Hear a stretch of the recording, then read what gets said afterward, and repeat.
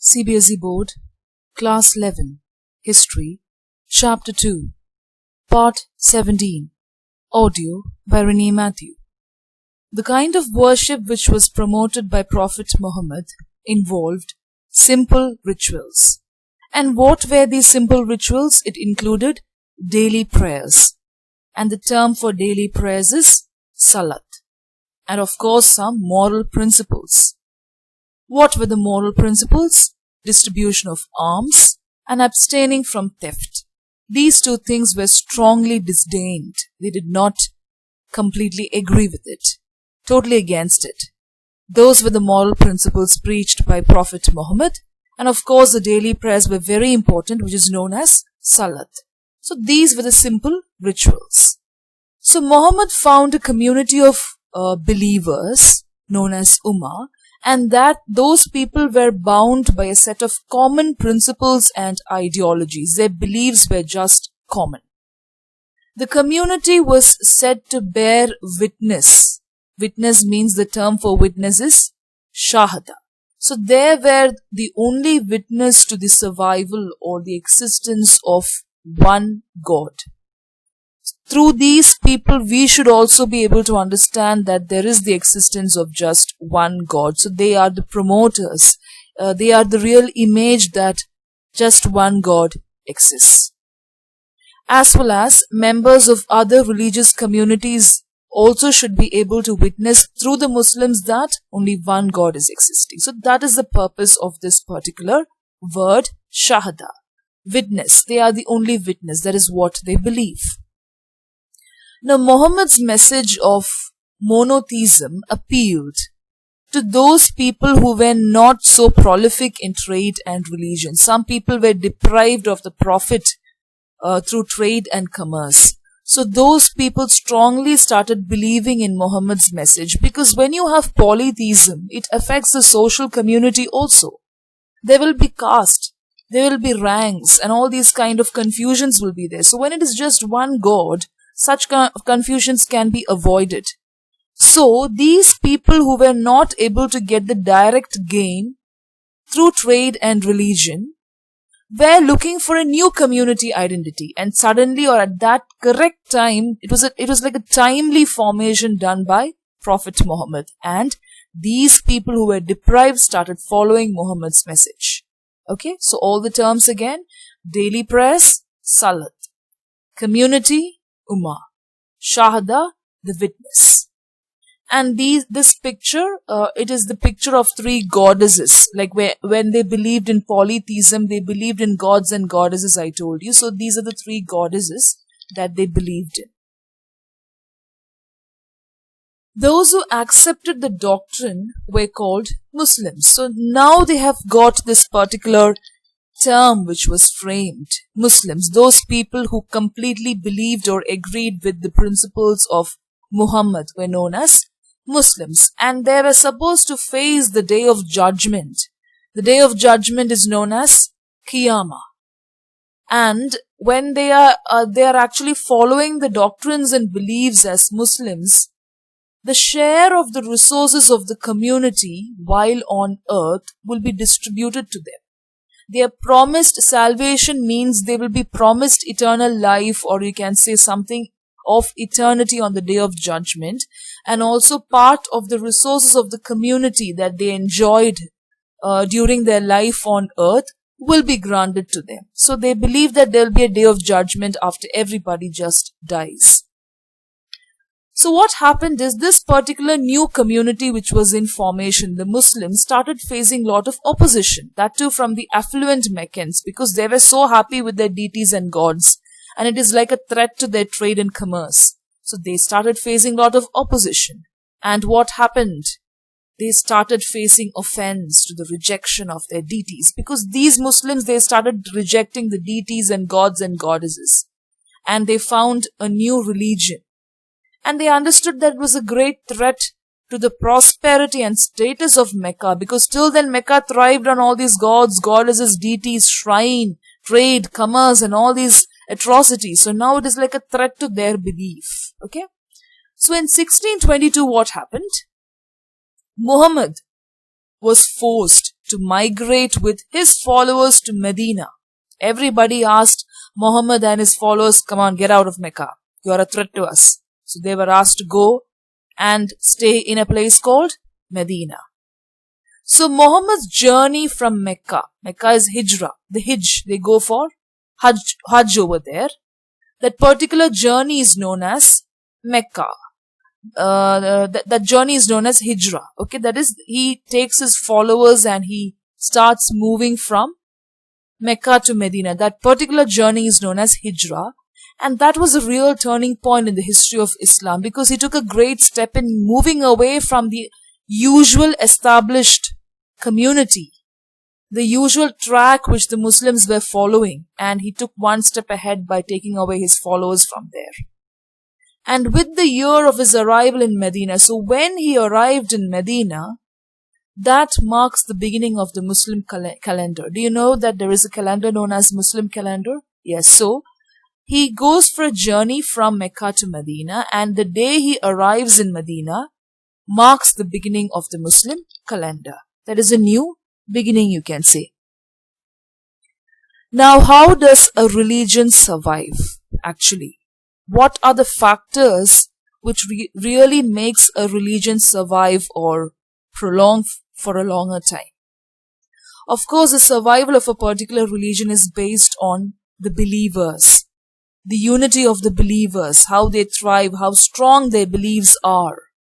So first, the community will have to be consolidated, that is, established internally, because internally if there is a strife and rival, if they are going to fight inside by being rivalry to each other, by being threats to each other, then the community will not grow, right?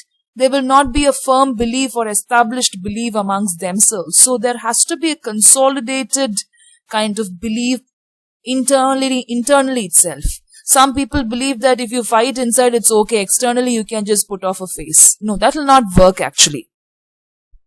So internally, there will have to be a lot of consolidation where they will have some unity. Because when internally things are right, externally automatically those things will be right. Suppose internally there are a lot of strifes and externally also it will be affected.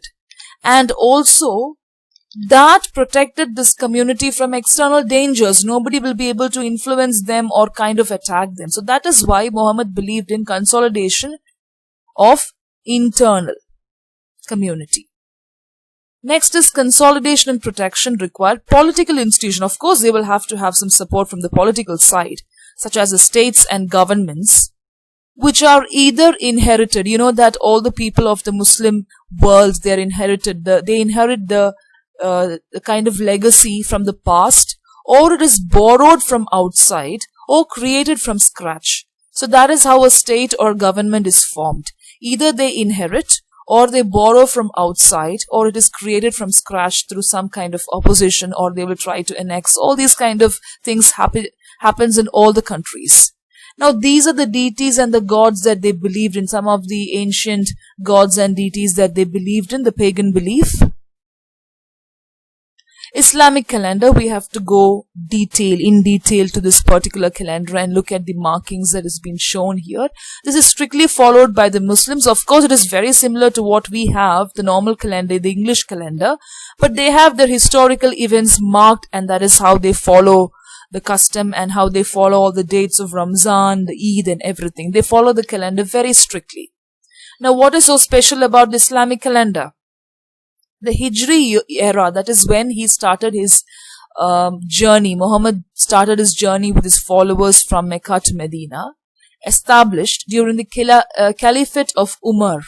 There was a great emperor, they were known as caliphs, C-A-L-I-P-H. So during the reign of Umar, a particular king called Umar, with the first year falling in 622 CE. So that is a date in the Hijri calendar. It is followed by the letters A-H. Now this particular year is a lunar year of 354 days, 12 months of 29 or 30 days, lunar year. That is Muharram to Dhul Hijjah. Each day begins at sunset, not at sunrise, and each month with the sighting of the crescent moon. And that's why moon becomes a very important part in their belief. Okay, so each day begins at sunset, and sighting of the crescent moon is also very important, and that particular year was known as the lunar year. Now the Hijri year is about 11 days shorter than the solar year, the normal year. It is 11 days shorter. Very important point. So none of the Islamic religious festivals, including the Ramzan fast, Eid and Hajj, corresponds in any way to seasons. It is not related to the season, but only to these days, only to this particular calendar. They always follow it strictly. So there is no easy way to match the dates in the Hijri calendar with the dates in the Gregorian calendar. It doesn't match at all, because that was established by Pope Gregory XIII. It doesn't match at all. And one can calculate rough equivalence between the Islamic, that is Hajj, and Gregorian Christian years with the following formulae. So see, this is how they calculate, and for Christianity they do it like this, and for Hajj they do it like this. That is, if you want to convert it, suppose you have a date in the Islamic calendar and you want to convert and see what is the date over here in the Christian calendar, you can use this formula and try it out, and you will get an approximate or rough equivalent. So if you have the date in the Islamic calendar, if you substitute it over here, you will get the date equal to the Christian calendar. Did you understand? Similarly, if you have got the date in the Christian calendar and if you substitute it here, you will get the date in the Islamic calendar. So that is how it worked. Very important points from this particular source. This is the calendar that they follow, and all the markings are there. It is available online and also on certain calendars, but there is a way they follow it. Of course, it is the moon and the day in which they count, and 11 days lesser than the solar year. Always it is like that. Okay, so now survival of a religion, the Muslim community. How does it survive? Again, we have to see that point. Now again, we have to see that it is dependent on the survival, is dependent on the consolidation of a particular community internally, and also we saw that they will have to have some support from the states and governments. In Medina, what happened? We saw that during the Hijra year, they started moving from Mecca to Medina. What did Muhammad do after reaching Medina? Muhammad created a political order. So this particular point is from here. That is why I have put these points again on the slide. So from this particular point, he has formed these points. So he created, the first thing that he did is to create a political order from all three sources, which gave his followers the protection they needed, as well as resolved the city's ongoing civil strife. Lot of problems were there amongst the civilians. People were actually fighting with one another for, you can say, religion, for social problems, and also for economic problems. So first he put away with all the problems amongst his followers, because it was a very small population that he had with them. Okay, so he started resolving all the problems of his people, and after that he created his own political order, that too from these 3 points: survival of the community, consolidation, all these 3 things he put together, and he formed his own political order, which was totally different from anything else which was followed anywhere else. Now the Ummah community was converted into a wider community, a bigger community, which was so expanded, and was so extent. Okay, and those included polytheists and the Jews of Medina under the political leadership of Muhammad. So those people who wanted to join him from Medina could do that. There was no problem. People from other religious communities who actually abided by this particular rule of believing in one God could follow Muhammad, no problem. Even the people who believed in the gods and goddesses, the pagan belief, also could join him. So everybody joined, but the only thing that they had to keep in mind is that it was under the political leadership of Prophet Muhammad. So he consolidated the faith for his followers by adding and refining rituals, because earlier they had some rituals, those were added, those were refined, those were kind of erased off, some were kind of improvised, some were edited. So all these things he did, such as fasting and ethical principles, everything was changed. Some were just refined and some were added. So what were the changes? Fasting and ethical principles. So that is what he did first. First is the political order from these 3 points. Next is the expansion of the community, which included polytheists and Jews of Medina, and consolidation of the faith. This particular keyword is very important, consolidation and all these kind of things. Now zakat, you have a picture there, and how zakat is very important. The community survived on agriculture and trade, as well as alms tax. What is alms tax? Zakat, that is, you give to others who don't have, to others who are deprived of alms. So that was given. In addition, the Muslims organized expeditionary raids. So apart from the things that they got from the richer people were expected to give lot of alms. That is like money, it can be materials, it can be goods. Even now during the Ramzan fest, we have people who go for getting things. And they are expected to pay or give the alms to the poorer people or the deprived sections of the society. So Muslims also organized expeditionary trades, and the term for that is ghazw, on Meccan caravans and nearby oases. So expeditionary raids is like, these raids provoked reactions from the Meccans and caused a breach with the Jews of Medina. So raids were there, which was either for the bad or for the good, but really that created a big bridge or a kind of gap with the Jews in the Medina. And also it provoked a lot of reactions from the Meccans and caused a breach with the Jews of Medina, because Medina already had Jews in them when they came there. Okay, the Christians were already there, okay, with their beliefs. So a lot of reactions were there because of this expeditionary trades. So this breach was going to be for the bad, and that is from where the ongoing political strife is going to take place. Now, after a series of battles between the Jews and the Meccan people, what happened? So we saw about the zakat, and this particular point is very clear because Muslims organized these kind of expeditionary raids on Meccan caravans and nearby oases because they wanted things. Raiding is not good, and that too on the Meccan people. So that created a lot of problems between the Jews of Medina and the Meccans. Now, after a series of battles, what happened? Mecca was conquered, and Muhammad's reputation as a religious preacher and political leader spread far and wide. So through force, they were able to actually annex some parts of Mecca, and Muhammad was finally accepted as a religious and political leader. Now he also insisted on conversion, on the sole criterion for membership of the community. So if the people really wanted membership in their community, he insisted on conversion of people. He said that you have to convert to Muslim community. In the harsh conditions of the desert, you should understand that everything happened in the harsh conditions of the desert. The Arabs attached great value to strength and solidarity. So internal consolidation is there, solidarity is there, unity is there. So in those harsh conditions, the Arabs were so particular about strength and solidarity. And everybody was impressed by Muhammad's achievements.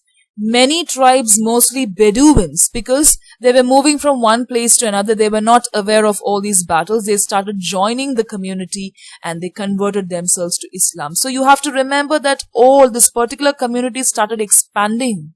Okay, it started growing now. Now Muhammad's alliances began to spread until it embraced the whole of Arabia. Earlier we saw Arabia, Syria, and just small parts of the Arabian Peninsula were inhabited, or they started believing in the message of Muhammad. Now it's like the whole of Arabia started believing in Prophet Muhammad. So that was a great change which took place.